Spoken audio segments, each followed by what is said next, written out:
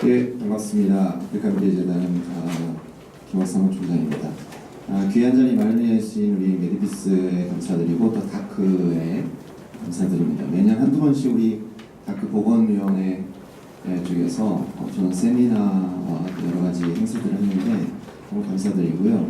또 국제보건 하시는 분들끼리 이런 좀 공부하는 기회가 좀 많이 있었으면 좋겠다는 생각을 늘 하고 있습니다.만 어떤 전문가들 좀 모셔야지 저처럼 비의료인을 모시면 좀 안 되지 않을까 생각이 들어요.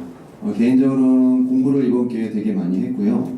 혹시 여러분 참고를 하실 수 있다면 우리 다크에는 젠더위원회가 있습니다. 젠더위원회에서 올 3월, 4월에 이 성별 영향 분석 평가 관점에서 본 국제개발 협력 사업이라는 강의를 한 달 동안 해주셨어요. 그래서 제가 이 책을 참고는 못했습니다. 왜냐하면 출장 가 있는 동안 이 세미나에 대한 연락을 받고 나름 그냥 갖고 있는 자료 가지고 하다가 출장을 갔다 와서 지난주에 집에 가서 보니까 이 책이 있더라고요. 그래서 얼마나 땅을 치고 후회를 했든지 좀 더 참고를 미리 알았으면 훨씬 더 좋은 내용을 발표할 수 있었을 텐데라는 후회를 했습니다. 그래서 또 앞서가는 우리나라 국제보건 국제개발 사업에서 이렇게 젠더 문제나 이런 인권 문제에 대해서 이야기하는 건 너무 참 좋은 기회다라는 생각을 하고 감사 말씀드립니다. 처음에 연락을 받고 저희가 제가 이제 여러 가지 저기 중에 주제 중에 이제 성불평등을 선택을 했어요. 제가 하겠다 하고 나서 공부하면서 준비하면서 내가 잘못 선택했구나 생각을 했어요. 괜한 걸 건드렸다. 이게 보통 말벌도 아니고 엄청난 이 판도라의 상자를 건드리게 돼서 혹시 이거 녹음해가지고 다른데 유튜브나 이렇게 올리지 마시고요. 혹시 제가 이 와중에 하는 이야기들이 무슨 성차별적인 발언이나 이런 게 절대로 의도치 않다는 것만 좀 이해해 주시면 되겠습니다. 제가 어느 날 우리 단톡방이 많은데 의사 선생님들이 한 몇백 명이 있는 단톡방에 제가 들어가 있어요. 근데 어떤 고려대 보건학 교수님이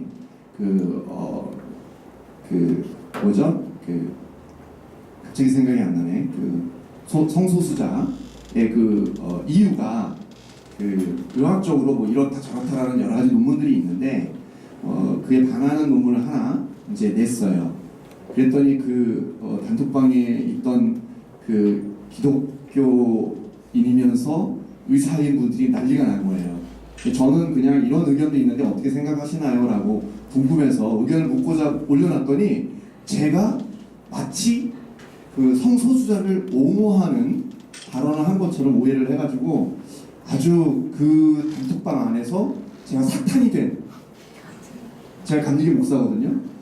사탄이 됐어요. 그래가지고 난리가 나고 있어서 이런 분야는 정말 이야기를 할 때 조심해서 얘기를 해야 되겠구나라는 경험을 아주 뼈저리게 했는데 오늘도 사실 아주 약간 긴장이 됩니다. 성불평등에 대해 얘기하다가 혹시라도 이 안에 페미니즘을 또 좋아하시거나 또 이 안에 그런 분들이 계시다면 오해하지 않을까라는 생각이 드는데 절대 저는 여성을 정말 존중하고 사랑하고 딸만 둘인 아버지로서 말씀드리라는 걸 이해를 좀 해주셨으면 좋겠습니다.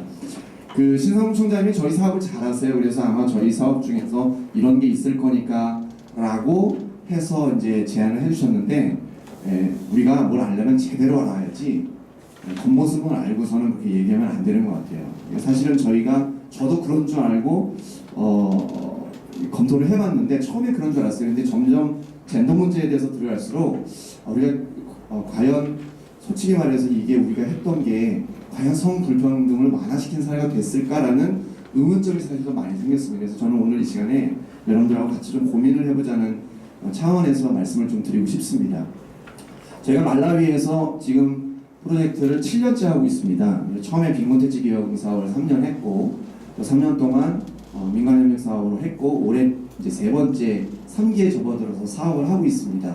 그래서 말라위는 정말 너무나 많이 왔다 갔다 하면서 또 제가 이 필드에 와서 제일 먼저 간 아프리카 나라가 말라위인데 정말 마음에 깊이 품고 있는 나라고 너무 좋습니다. 그런데 가면 갈 때마다 이제 갈수록 이제 마음이 늘 아프고 고민이 되는 나라이기도 한데 뭐 GP에서 보시면 아시겠지만 정말 살기 힘든 나라죠. 많이 나아지고 있다고는 하지만 그럼에도 불구하고 말라위가 저희가 늘 하는 고민이 말라위에 정말 많은 NGO들이 들어와 있습니다. 아무것도 그 리소시스도 별로 없고요. 원래 말라위, 잠비아, 짐바브웨가 한 나라였어요. 로데지아 공화국이라고. 짐바브웨 같은 경우는 아프리카에서 제일 많이 금이 나고 다이아몬드가 있고 텅스텐, 규조토 많습니다. 그래서 사실 좀 이렇게 뭔가 좀 이렇게 그 강대국들한테 지금도 그 경제적인 제재를 받음에도 불구하고 아직도 큰 소리 치고 있는 나라가 짐바브웨예요. 그만큼 자원이 많기 때문에. 그래서 우리나라도 포스코나 그다음에 우리나라 대사관이 짐바브웨에 있습니다. 말라위, 잠비아는 없어요. 근데 짐바브웨에 있는 이유가 있죠. 그만큼 그 뭔가 이게 가치가 있는 나라죠. 말라위는 정말 아무것도 없습니다. 호수 하나밖에 없어요. 국토의 3분의 1은 호수예요. 365일 호수예요. 위아래로 365마일, 양옆으로 52마일. 그래서 361년 호수라고 얘기하는데 아무것도 없는 나라인데 NGO들은 엄청 많아요. 그래서 저희가 지금 걱정하는 게 이 말라위가 이따가 보시겠지만 케냐의 키슈무라는 곳이 있어요. 그 빅토리아 호수 옆에. 거기가 지금 전 세계에서 제일 망한 지역 중에 하나인데 온갖 NGO와 단체들이 들어와서 국제개발 사업 한다고 뭐 프로젝트 한다고서 그 도시를 아예 망쳐놨어요. 완전히 정말 이게 눈물만 나는 그런 지역인데 말라위가 혹시나 그렇게 되지 않을까 되게 걱정이 됩니다. 그래서 여러분 사업하시려면 말라위 가지 마시고 다른 데로 하세요. 말라위는 지금 해결해야 될 문제가 많습니다.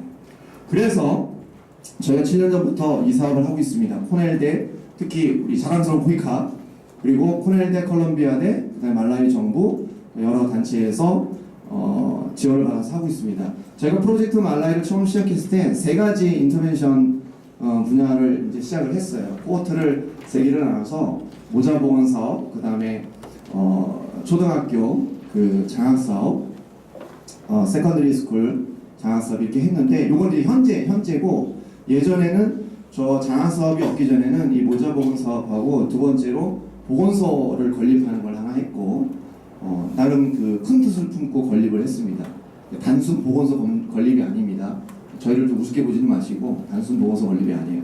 큰 뜻을 품고 했고 그 다음에 중요했던 세 번째가 그 메일 서컴시전 포경수술 사업이었어요. 포경수술 사업을 여러분 아시는 분 아시겠지만 그 다음에 있을까요? 네, 여기 보시면 WHO에서 제일 권고사항 중에 HIV 에이즈 예방 사업 중에 제일 권고사항 중에 제일 효과 있다고 얘기하는 게 이제 메일 서컴시전이에요. 그리고 맨 위에 세 개 보시면 베리 이펙티브가 세 개가 있잖아요. 그 중에 하나가 메일 서컴시전이에요. 왜 이 WHO에서 이렇게 권고를 했냐면 여기 있네요. 그 란셋 같은 경우에서도 밑에 키슈문 보시죠? 키슈문. 이 온갖 단체들이 이제 국제별 사업한 데가 키스문데 이 란셋이나 이런 그 국제 저술 그 다음에 WHO에서 자체로 확인을 한 결과 포경수술 자체가 HIV 에이즈 예방하는데 굉장히 효과적이다라는 그런 그 발표를 하고 그걸 입안을 해서 WHO에서 이제 시작을 한 거예요. 근데 이제 저희가 이 사업을 할 때까지도 지금도 그렇지만 과연 그것이 효과성이 얼마나 좋은가라는 것에 대한 거는 안 나와 있어요. 그래서 우리가 이 사업을 처음 할 때 우리가 이 사업을 하면서 이 효과성 평가까지도 해서 이 메일 서컴시전이 얼마나 효과적인가를 한번 살펴보자. 그렇게 이제 시작을 했던 겁니다. 그 효과성 평가가 2011년 우리나라에서 저희가 이 사업을 시작했을 때 사실은 효과성 평가는 우리나라에 들어와 있지 않았어요. 1992년에 사실은 국제개발 사업에 효과성 평가가 처음으로 도입이 됐었는데 그것도 케냐 사업이었습니다. 그 이후에도 수년 흘렀어도 우리나라에서는 아직 시작 안 됐다가 저희가 시작하면서 처음 효과성 평가를 했습니다. 결국 이따 말씀드리겠지만 효과성 평가가 이제 됐어요. 돼서 아주 재미있는 결과가 나왔습니다. 어쨌든 저희가 이 HIV 에이즈 사업과 함께 여러 가지 그 자료 보시면 알겠지만 메일 서컴시전 사업을 먼저 시작을 했어요. 하고 나서 얼마 안 있다가 우리 사업팀에서 연락이 와서 코이카와 상의를 해서 이 메일 서컴시전 말고 메일 서컴시전과 함께 여학생들을 위해서 장학금 사업을 하자. 교육 사업은 원래 하려고 했던 거고 왜 장학금 사업을 하려고 그러는데 그랬더니 말라위에 그 슈거데디가 많다는 거예요. 슈거데디가 뭔지 아시죠? 원조 교제를 슈거데디라고 하거든요. 심지어 여러분 그 짐바브웨 같은 나라 그 짐바브웨 지방에 있는 무타레라는 도시에 대학이 아프리카 유니버시티랑 엄청 큰 대학이 있는데 거기 가면 그 대학 입구에 아예 이런 캠페인이 써 있어요. 슈가데디 출입 금지. 네. 그러니까 이 아프리카 쪽에서는 이 슈가데디가 사실은 엄청나게 많이 원조 교제가 우리나라 무슨 뭐 선진국보다 훨씬 많습니다. 심지어 짐바브웨의 몇 년 전 뉴스에는 어떤 그 성인이 남자가 그 원조 교제를 하러 갔더니 자기 막내딸이 여기 나와 있는 거예요. 이거 기사에 나온 적 있어요. 실제로 엄청 많아요.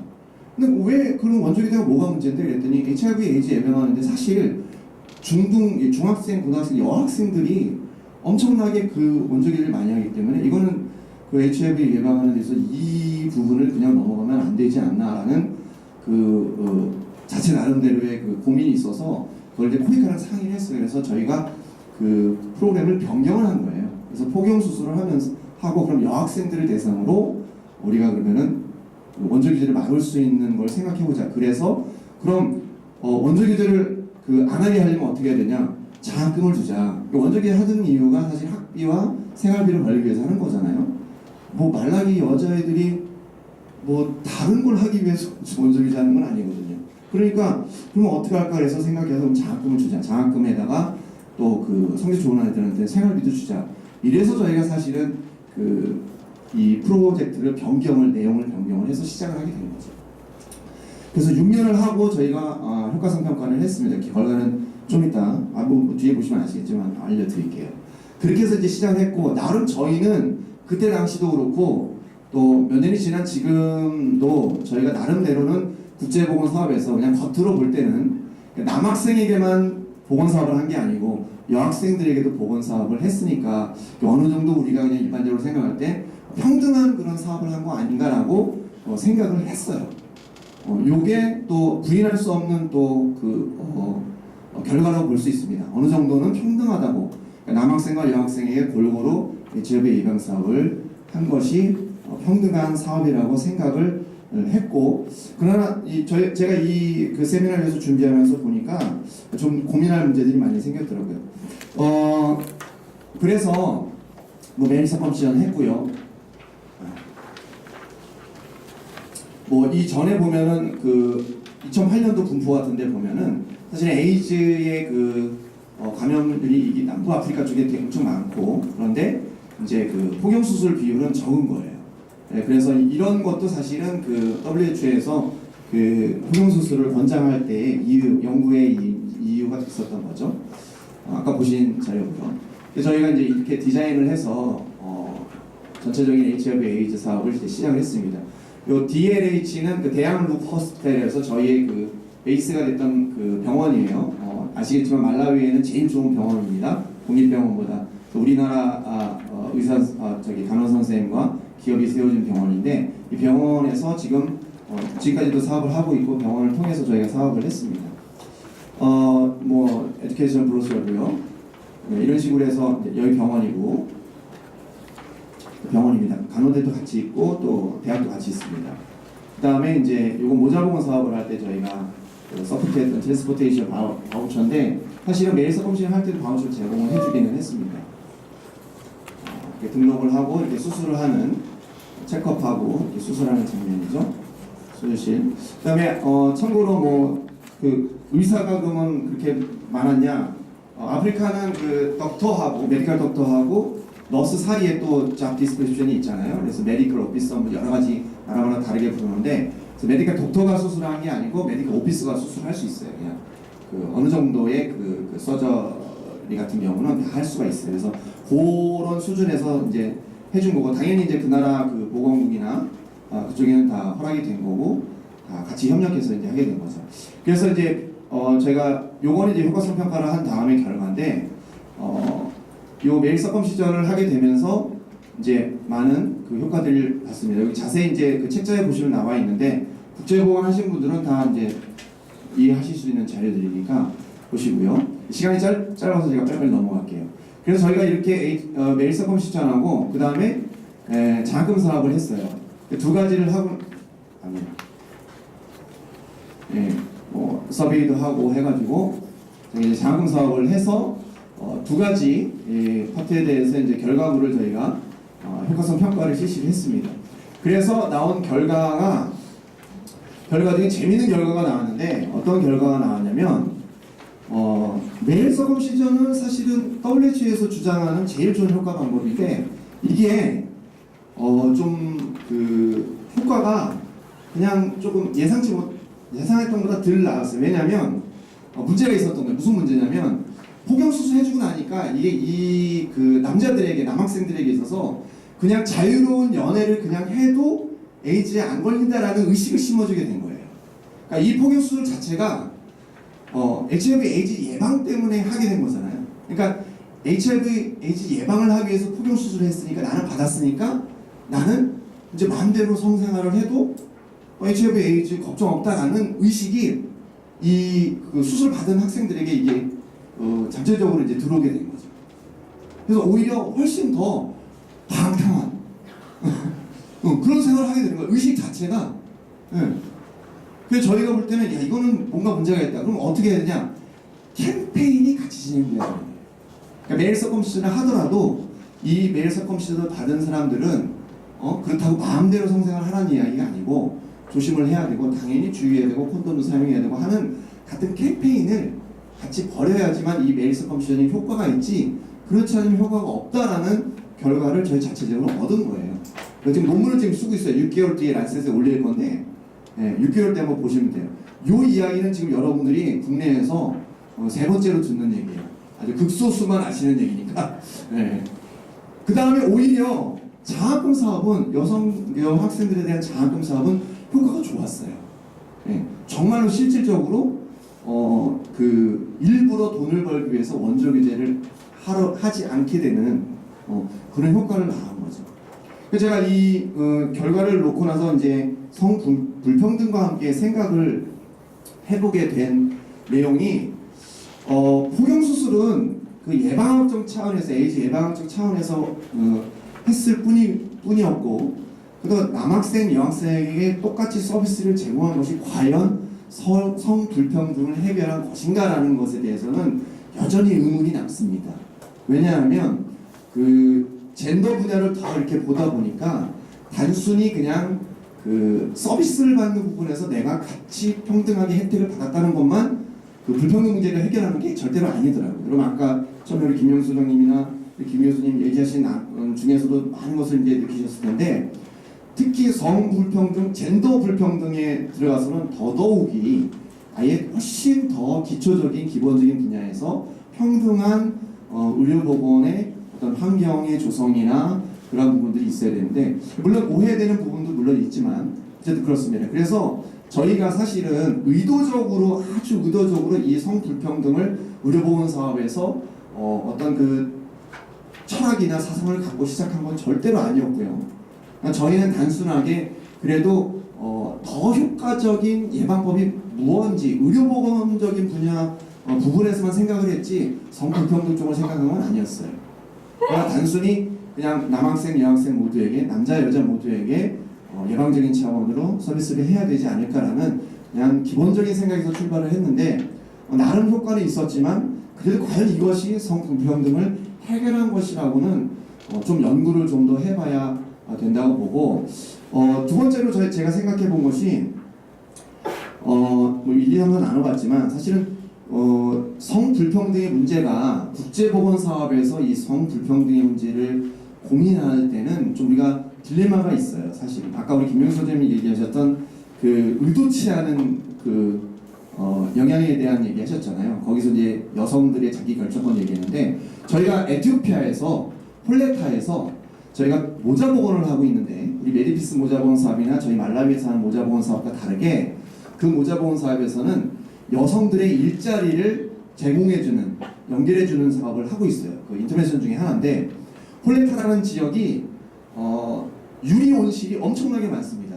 여러분 아시는 홀랜드에서 뭐 튤립 키우고 뭐 화훼하잖아요. 그 화훼 산업이 사실은 에티오피아 홀레타 지역에서 많이 이루어지고 있어요. 그래서 에브리데이 카고가 떠요. 네덜란드로 에티오피아에서 에브리데이. 그래서 그 수많은 그 장미 뭐 그 뭐죠 튤립 이런 그 그 꽃들이 사실은 홀레타에서 길러져서 홀랜드로 가거든요.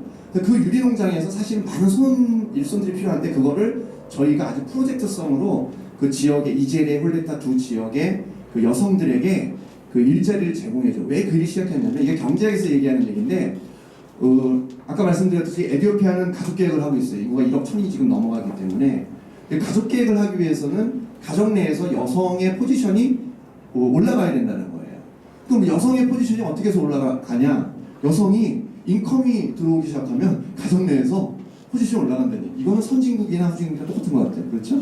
돈 버는 사람이 말이 세지는 거죠. 이게 경제학에서 사실은 주장하는 한 가지 이론이에요. 그래서 저희가 그 이론을 바탕으로 사실은 그래서 에티오피아 홀레타에서 모자보건 사업의 큰 틀에서 여성들에게 일자리를 제공해주고 그다음에 예방 교육하고 영양 사업하고 여러 가지 사업을 하고 있습니다. 그런데 아까 말씀 들어보니까 의도치 않게 사실은 여성들에게 일자리를 주고 여자들이 돈을 벌게 해주니까 역으로 성차별이 일어나고 있는 거 아주 많이 느껴요. 왜냐면 그 동네 남자들이 되게 우리 사업하는 우리 그 스태프들이나 우리에 대해서 되게 안 좋은 시각을 갖고 있는 거예요. 왜냐면 똑같이 직업이 없고 직업이 필요한 거는 남자도 마찬가지인데 어떻게 니네는 와가지고서는 여자들한테만 니네는 일자리 제공해주고 여자들이 돈 벌게 하고 그러니까 실제로 진짜 가정에서 여성들 목소리가 커지니까 남자들이 자꾸 작아지고 가정 내에서 작아지는 모습 돈을 못 버니까 맨날 놀거든요. 그러니까 오히려 우리 프로젝트를 별로 반갑게 생각하지 않고 니네는 왜 자꾸 여자들만 이렇게 하냐 이런 자꾸 좀 안 좋은 시선을 보이는 걸 보면서 제가 예전에 베터 라이프 포걸 이 얘기 처음 나왔을 때 여자들은 좋겠다, 소녀들은 좋겠다. 근데 소년들은 어떡하지? 라는 의문을 가졌었는데 사실 젠더 문제 이렇게 공부하면서 이게 그런 차원은 아니라는 걸 이제 알았지만 어쨌든 우리가 국제보건 사업을 할 때 의도치 않게 거꾸로 이렇게 불평등한 사례를 만들어내는 사실은 완화 사례가 아니고 그 안 좋은 사례로 지금 제가 얘기를 하려다가 오히려 프로젝트 말라이를 얘기를 한 건데 에티오피아 저희 사업을 보면은 그런 안 좋은 의도치 않은 의도는 하지 않았지만 안 좋은 사례도 저희가 경험을 하고 있다는 것을 말씀드리고 싶어요. 그래서 국제보건 사업에서는 사실은 성불평등이나 젠더나 성불평 이야기를 하기 전에 사실 우리가 고민이 되는 게 국제보건은 생명을 갖고 다루는 사업이거든요. 그러니까 생명을 이야기할 때 사실은 다른 어떤 인권이나 장애나 아이, 노인 이런 문제들은 사실 뒤로 처지게 돼 있어요. 실제로 제가 우리 김 교수님 얘기하셨지만 그 KDRT 교육 제가 받았거든요. 그 받을 때 가서 보니까 인권 교육이 2시간이나 있더라고요. 그래서 긴급 구호의 상황에서 재난의 상황에서도 캠프를 칠 때 장애인들, 그다음에 여성들, 그다음에 노인들, 아이들에 대해서 어떤 배려를 할 것인가를 거기서 교육을 해주더라고요. 그게 이제 교수님의 노력 때문이라는 걸 지금 이 자리에서 알았는데 그걸 하면서 되게 많이 배웠어요. 그러니까 긴급적이고 재난이고 아주 어전트한 상황인데도 불구하고 그런 인권이나 그런 평등에 대해서 생각을 해야 되는 게 세계적인 추세인데 우리들의 국제보건 사업에서는 사실은 그것이 다뤄지지 않다는 얘기죠. 그래서 사실은 이런 세미나가 되게 좋은 효과라고 보는데 그러나 이걸 고민하면서 제가 이제 들었던 의문이 그때 생명을 먼저 생각하기 때문에 그렇잖아요. 여러분 그 응급실에 가면은 이제 ABC가 있거든요. 응급실에서는 제일 중요한 게 ABC입니다. 기도를 확보하고 그다음에 그 ABC가 있어요. 그것이 어떠한 다른 것보다 제일 우선이에요. 생명을 살리기 위해서. 사실 국제보건도 생명과 연관이 되기 때문에 사실은 불평등이니 어떤 분야의 평등, 불평등을 얘기할 때 과연 생명보다 앞설 것인가? 그럼 이 평등을 따지기 위해서 이쪽에서 죽어가는 사람에 대해서는 그러면 그냥 둘 것인가? 뭐 이런 문제가 사실은 국제보건 쪽에서 고민이 많이 좀 돼야 되지 않을까라는 생각을 합니다.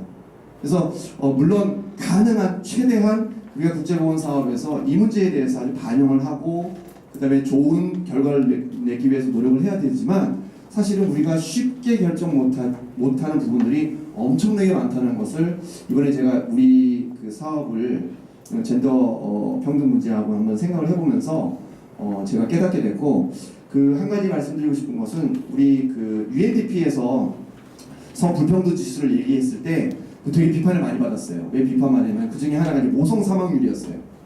모성 사망률을 성불평등 지수 얘기할 때 포함을 시켰던 거예요. 근데 많은 학자들이 모성 사망률이 성불평등 지수에 포함되는 자체가 말이 안 된다라고 얘기를 했대요. 왜냐하면 제 얘기가 아닙니다. 제 주장이 아니고 들으시면 이해가 가실 거예요. 모성이라는 그 존재 자체가 이게 평등 불평등의 관계로 이루어진 게 아니거든요. 그렇기 때문에 모성 사망률이 높다고 성불평등 지수가 높다라고 할 수가 없다는 거예요. 이거는 거기에 포함, 초월적인 문제라는 얘기죠. 모성이라는 자체가. 그러니까 모성 사망률이 높다는 것이 그 지역이나 그 나라가 성불평등이 많아서 모성 사망률이 높다라고만 얘기할 수 없다라는 얘기예요. 그 다음에 또 얘기 나오는 게 청소년 출산율. 청소년 출산율을 가지고 성불평등이 높다라고 이 성불평등 지수에서 이야기를 했는데 어느 정도 받아들이지만 산정 방식이 문제가 있다라고 주장을 했대요. 그래서 이게 아마 UNDP에서도 이 부분에 대해서 성불평등 지수를 얘기할 때 되게 지금 논란이 되고 있어서 아직 결정이 안 된 걸로 제가 알고 있어요. 막 자료를 아무리 찾아봐도 최근 자료는 없더라고요. 그러니까 우리가 이런 문제들도 사실은 되게 고민이 될 거예요.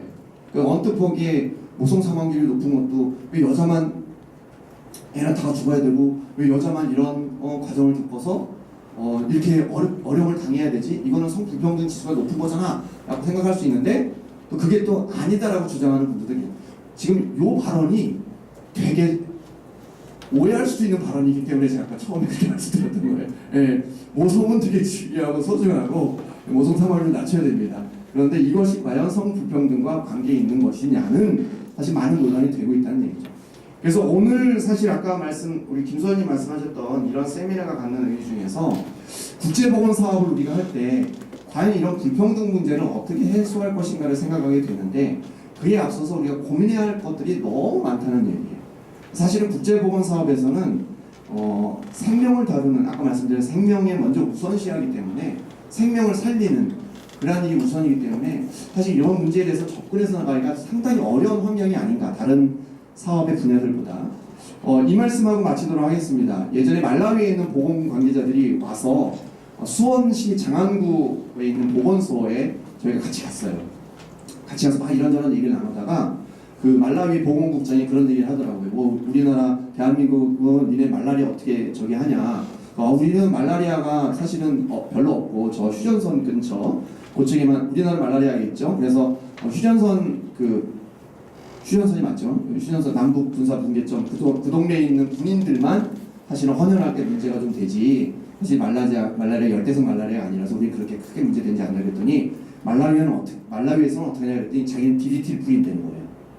DDT 아시죠? 원래 모르셨을 텐데 요즘 계란하고 닭 때문에 많이 아셨을 거예요. DDT. 예, 우리 어른들은 60년대 이전에出생했던 어른들은 DDT 잘 알아요. 예, DDT 잘 알아요. 그냥 동네방에 DDT 뿌리고 다녔으니까 여러분 젊으신 분도 모르실 거예요. 근데 그 DDT는 사실 그 아주 그냥 익스트림한 그 암을 유발하는 성분이기 때문에 지금 우리는 많이 안 쓰는데 그래서 요즘 뉴스 보면서 어른들이 깜짝깜짝 놀란 거예요. 옛날에 나 어렸을 때 썼던 DDT가 요즘도 쓰고 있다고 놀랬던 이유가 거기에 있어요. 근데 말라위는 그걸 뿌린대요.